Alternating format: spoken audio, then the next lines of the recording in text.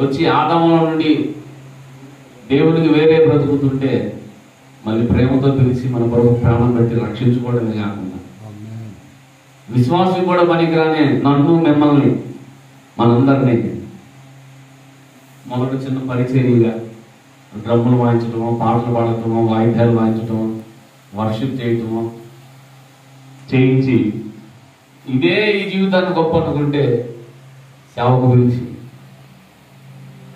మనం కట్టుకోవడమే చేత కాదు, మన కుటుంబాన్ని కట్టుకోవడం చేత కాదు. అలాంటి మనల్ని సంఘాన్ని సమాజాన్ని కట్టడానికి మనల్ని ఎవరు నమ్మరు. అసలుకి మనల్ని కట్టుకున్న భార్య నమ్మరు, కట్టుకున్న భర్త నమ్మడు, కడుపును పుట్టిన బిడ్డలు నమ్మరు, మన కన్న తల్లిదండ్రులు నమ్మరు, బంధుమిత్రులు కూడా ఎవరు నమ్మరు మనల్ని. కానీ ఆయన నమ్మి ఆయన స్వరాక్షులు కాకుండా సంఘాన్ని మాట్లాడుతున్నారు. ఇందులో రెండు జరిగినాయి. మొదట చెప్పినట్లు మనం కట్టుకోవడం, మన కుటుంబాన్ని మన సమాజాన్ని కట్టడం చేత. కానీ మనం ఎప్పుడైతే మనం నమ్మి బాధ్యత అప్పచెప్పాడో మొదట ఏమైంది తెలుసు, మనకు తెలియకుండానే మనం కట్టుకుంటున్నాం. మన కుటుంబాన్ని కడుతూ సంఘాన్ని కట్టడం నేర్చుకొని సమాజాన్ని కట్టడానికి వెళ్ళాం. ఆహా చాలు ప్రభు, ఎంతకంటే ఏముందలే. ఇందులో ఎన్నో తొట్టుబాట్లు ఉండే. మళ్ళీ నీతిమంతుడు లేడు, ఒక్కడు లేడు అనే లేఖనానికి లోకమే కాదు మనం కూడా వర్తిస్తాం. అలాగైతే అలా కాదన్నప్పుడు ఏమవుతుందంటే మొదటి యోహాను 1వ అధ్యాయంలో యేసు రక్తము ప్రతి పాపం నుండి మనలను, నేను పాపం చేయలేదనుకుంటే దేవుని అబద్ధికులు చేస్తాను. అది సంఘానికి రాయబడిన పత్రిక. అది ఎవరికి రాయబడిన పత్రిక? సంఘానికి. మొదటి యోహాను ఎవరికి రాసే పత్రిక? సమాజానికి, సంఘానికి. సో సంఘంలో కూడా రక్షణ పొంది కూడా దేవుని వద్దకు వస్తూ కూడా ఏదో తొట్టుబాటు జరుగుతూ ఉంటాయి. దైవజనులైనా సరే, నేనైనా మీరైనా ఎవరైనా నాకు జరగలేదంటే మాత్రం పెద్ద పోటీ వేయటమే, పెద్ద అబద్ధం. అప్పుడు లేఖనం నిరర్థకం అవుతుంది.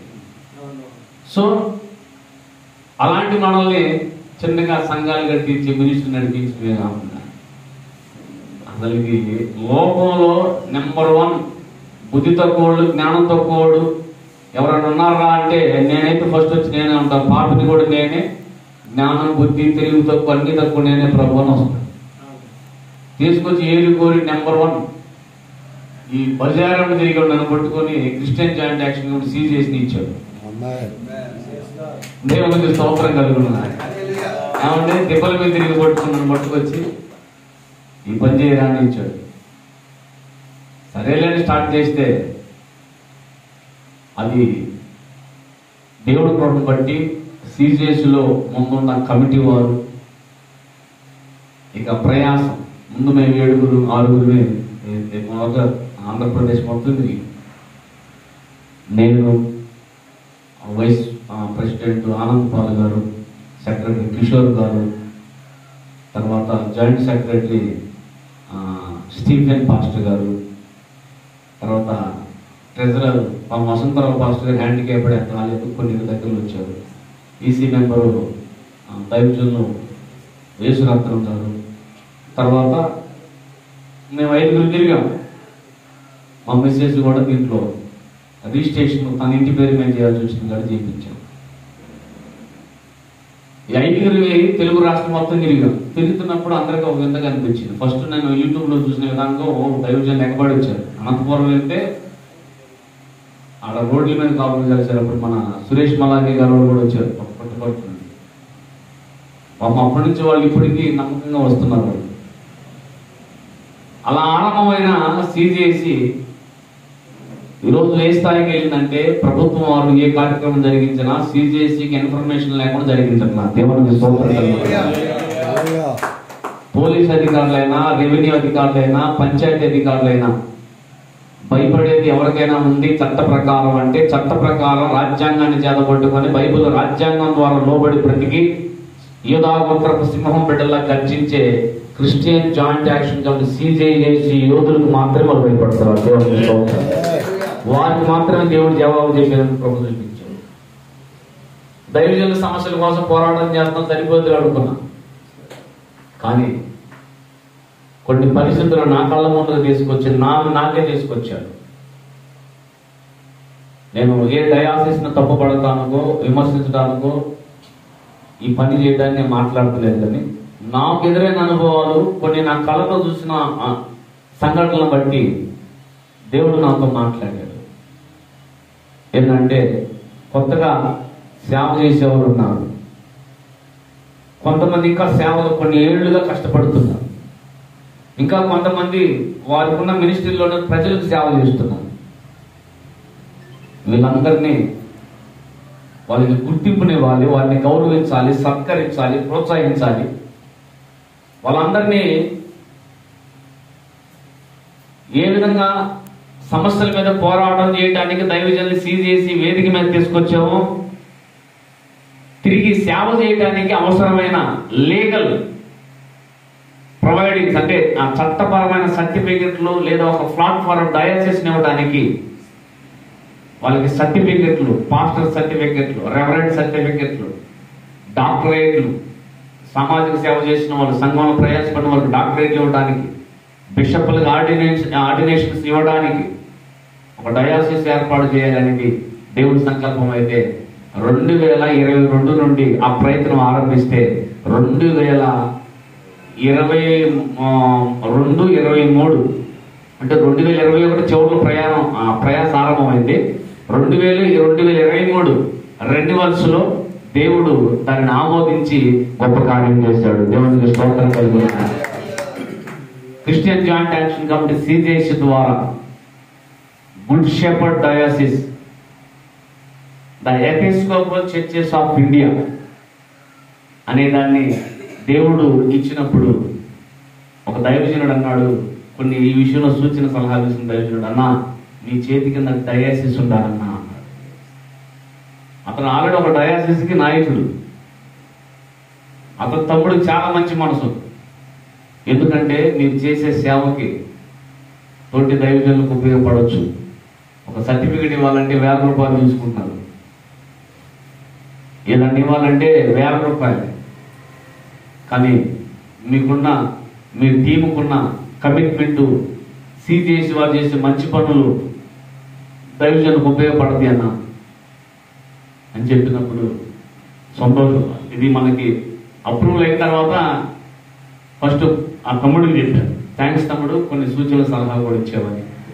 సంతోషించాడు. సహజంగా ఎవరన్నా అయిపోయిన తర్వాత, ఏరు దాటిన తర్వాత తగలు పెడతారన్నా, కానీ నిజంగా మీ మీద ఉన్న నాకు గౌరవం ఇంకా పెరిగింది.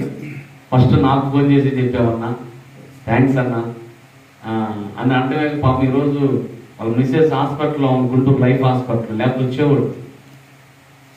చాలా సంతోషించాడు. అంటే ఇప్పుడు మనకి రెండో బాధ్యత అప్పచెప్పాడు. ఒకటి క్రైస్తవుల, దైవజనుల, చర్చిల సమస్యలతో పాటు సమాజ సమస్యలతో పాటు పోరాడటం ఎంత ముఖ్యమో, ప్రస్తుతం ఉన్న దైవజనులను గుర్తించడం, రాబో తరంలో దైవజనులను తయారు చేసి వారికి అధికారికమైన ధృవీకరణ పత్రాలని Christian joint action committee CJC ద్వారా నిర్వహించబడే గుడ్ షెపర్డ్ డయాసిస్ ద్వారా ఇవ్వడానికి దేవుడు కృప చూపించాడు. దేవుడికి స్తోత్రం. అయితే ఎలా పడితే అలా ఇవ్వడానికి లేదు. ఇది నేను ఈ డయాసిస్ వచ్చిన తర్వాత ముందు ఈ డయాసిస్ గురించి నాకు తెలియకుండా నేను ఎలా పడితే అలా చేశాను అనుకో, రేపు లీగల్గా ప్రాబ్లమ్స్ అవుతాయి అని దానికి ఒక 3 రోజులు కేటాయించి దేవుడి కృపతో ఆ సబ్జెక్ట్ అని తీసినప్పుడు నాకు కొన్ని ఆశ్చర్యపు విషయాలు తెలిసాయి. దాని ప్రకారం చూస్తే నాకు ఇచ్చిన సర్టిఫికేట్ కూడా ఎలిజిబుల్ కాదు. అయితే దానికి ఇంకో కోణం ఉంది, ఆ కోణం ఎలిజిబులే. కానీ పర్ఫెక్ట్ స్ట్రక్చర్ ఏమిటో నేను చదివేదాన్ని చూసాను. డైరెక్ట్ ఈ మధ్య ఏం చేస్తున్నారంటే బిషప్ కౌన్సిల్ అని రిజిస్ట్రేషన్ చేయించుకోవటం, డయాసిస్ పేరిట సర్టిఫికెట్లు, పాస్టర్ సర్టిఫికెట్లు, సువార్తిక సర్టిఫికెట్లు, రెవరెంట్లు, డాక్టరేట్లు, బిషప్లు ఇత్యాది అనేకమని ఇస్తున్నారు. అవి టోటల్లీ రాంగ్ అన్నమాట. నువ్వు ఇప్పుడే స్థాపించి ఇప్పుడే ఎలా అర్థం కాదు. అసలు డయాసిస్ అనే క్రమాన్ని ఆ బైల ప్రకారం చూస్తే మొదట ఒక సంస్థ ఉండాలి. ఆ సంస్థ కొన్ని సంవత్సరాలు పనిచేయాలి. పని చేసిన తర్వాత మినిమం 3 సంవత్సరాలన్న పని చేయాలి. పని చేసిన తర్వాత పనిని విస్తరింపజేయడానికి ఈ సంస్థ నుండే మరికొన్ని సంస్థలను సృష్టించుకోవచ్చు. ఈ సంస్థ ద్వారా ఈ సంస్థ పనిచేయబడుతుంది అని. అప్పుడు దానికి బిషప్ కౌన్సిల్ ఏర్పాటు చేయాలంటే ముందు సిజేసి, ఉదాహరణ మీకు అర్థమవుతుంది, సిజేసిలో కమిటీలో ఫస్ట్ 7 ఉన్నాం రిజిస్ట్రేషన్ బాడీలో. కౌన్సిల్ ఏర్పాటు చేయాలంటే 7 పవర్ సరిపోదు. దానికి మళ్ళీ జనరల్ బాడీ కమిటీలు తీసుకోవాలి, మెంబర్స్ తీసుకోవాలి. దీన్ని తీసుకోవడానికి మరొక 14 మంది లోపలికి తీసుకున్నాం 2022లో. ఇప్పుడు 2022లోనే 14 మందిని తీసుకొని వాళ్ళ సమక్షంలో మీటింగ్ చేసి వాళ్ళందరి ద్వారా అధికారికంగా ఆమోదం పొంది సంతకాలు పెట్టించి తర్వాత ఆ నూతనంగా జాయిన్ అయిన మెంబర్స్ ని పాత కమిటీతో అప్రూవల్ చేయించుకొని తర్వాత వీళ్ళందరూ కలిసి ఈ జనరల్ బాడీ ఎగ్జిక్యూటివ్ కమిటీ అయితే ఈ 2 కలిసి ఇప్పుడు మనం ఒక డయాసిస్ ని ఏర్పాటు చేయాలి అని ఆ డయాసిస్ కి పేరే పెట్టాలో ఒక రిజల్యూషన్ పాస్ చేశారు. తర్వాత ఈ డయాసిస్ నిర్వహించడానికి బిషప్పులకి అవకాశం కల్పిస్తున్నాం. Executive committee, general body committee ఏం చేసింది, ఈ డయాసిస్ నిర్వహించడానికి బిషప్పులకి అవకాశం వాళ్ళే నిర్వహించాలని బాధ్యతలు వాళ్ళకి అప్పచెప్పారు. ఏది సిజేసి బాధ్యతలు కాదు, డయాసిస్ బాధ్యతలు. అప్పుడు ఈ బిషప్పులు ఏం చేశారంటే ఈ కమిటీ నిర్వహించబడాలి అంటే ఈ బిషప్పులందరూ కలిసి ఒక ఆర్చి బిషప్ని ఎన్నుకోవాలి. ఎవరిని? ఒక ఆర్చి బిషప్ని ఎన్నుకోవాలి. ఎన్నుకోవడం అంటే 4 గోడల మధ్య కాదు, ఒక ఎలక్షన్ పెట్టాలి. పెట్టి బైలా రెడీ చేసి సంతకాలు పెట్టి అప్పుడు ఇదిగో Christian joint action committee CJC ద్వారా నిర్వహించబడే good shepherd diocese the Episcopal churches of ఇండియాకి ఆర్చి బిషప్గా పలానాయని మేము ఎనానమస్ గా ఎన్నుకున్నాము అని ప్రకటిస్తారు. తర్వాత ఆర్చి బిషప్ ప్రమాణ స్వీకారం ఉంటుంది. ఆ తదుపరి ఈ బిషప్ కౌన్సిల్ కలిసి బిషప్పులకే ఆర్డినేషన్ చేస్తారు. 2 రకాల బిషప్స్ ఉన్నారు. ఒకటి గుడ్ షెపర్డ్ డయాసిస్ లోకి తీసుకున్న బిషప్పులు, దీనిలో తీసుకున్న బిషప్పులకి 2 లాభాలు. ఒకటి దీంట్లో పనిచేస్తారు, మినిస్ట్రీలో కూడా పనిచేసుకుంటారు. కొంతమంది అవుటర్స్ కి ఇచ్చే బిషప్లు అన్నమాట, వాళ్ళు వాళ్ళ మినిస్ట్రీలో పనిచేసుకుంటారు, కానీ అది పక్కన పేరుకి మాత్రమే వాళ్ళకి ఉపయోగం. సో ఈ స్ట్రక్చర్ అంతా రాందే. చూడండి ఎంత ప్రాసెస్ ఉందో. ఇప్పుడు ఆల్రెడీ సిజేసి స్థాపించి 3 సంవత్సరాలు 3.5 సంవత్సరాలు అయిపోయింది. 3 సంవత్సరాలకి అప్రూవల్ వచ్చేసింది. ఈ 6 నెలల్లో ఈ కార్యాచరణ జరిగింది. ఇప్పుడు ఈ కార్యాచరణ కాస్త కార్యరూపం దాల్చి ఈ విధంగా మనం అందరి ఇక్కడికి రావడానికి కారణమైంది. అయితే ఇది ఊహించని రీతిగా అసలు మొదలు పెట్టడానికి కారణం మోజేస్ అయ్య గారికి. అయ్యగారు నిద్ర ప్రార్థన చేస్తున్నారా? ఆమె యేసు నామములో అడుగుతున్నాను. ఆమె ప్రార్థన చేస్తున్నాడు మోజేస్ అయ్య గారు. మారింది మారేది కదా, మొత్తం ఆ టాబ్లెట్ వల్ల మొత్తం వచ్చేస్తారు. పడుకోకూడదు మీరు కొంచెం. మోజేస్ అయ్య గారికి నవంబర్లో యాక్సిడెంట్ జరిగింది. నవంబరే కదా,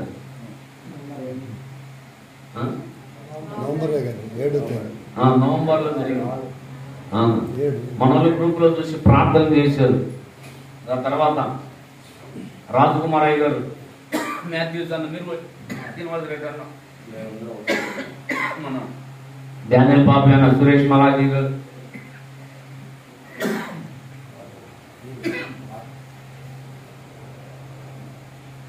కూర్చున్న వాళ్ళకి వచ్చిన వీళ్ళందరూ వచ్చి పరామర్శించారు.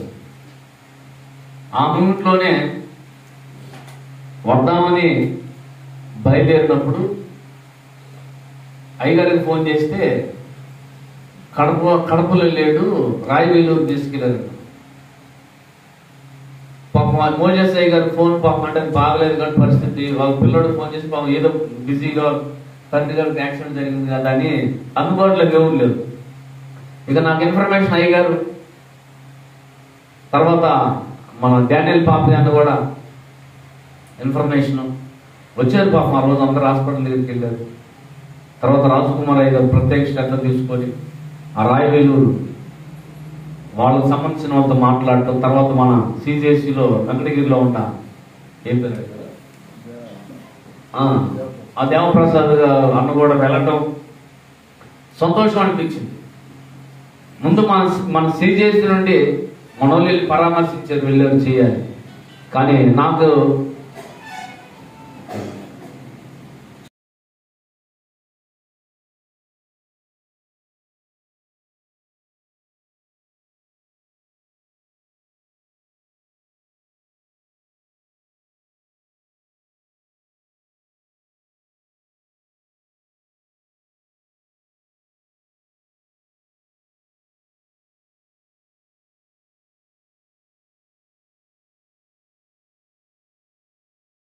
లోటుగా ఉంది, అసలుకి బాధగా కూడా ఉంది. అందుకని ప్రార్థన చేసుకున్నప్పుడు దేవుడు ఒక ఆలోచన ఇచ్చాడు. ఎత్తుకుడి మోజేస్ అయ్య గారిని చూసినట్టు ఉండింది. బిషప్ ఆర్చ్ బిషప్ ఎన్నిక అక్కడ జరిగించినట్లు ఉండింది. దేవుడి కృపతో వారు సీజేసీలు చేసిన సేవలను బట్టి, నడిపిస్తున్న సంఘాలను బట్టి, నమ్మకంగా చేస్తున్న పనిని బట్టి దేవుడిచ్చిన ఆలోచనతో వారితో పాటు మరి కొంతమందిని ఈ సిజేసీలో ఏర్పరచబడిన గుడ్ షెపర్డ్ డయాసిస్ ద్వారా బిషప్పులుగా చేయాలన్నది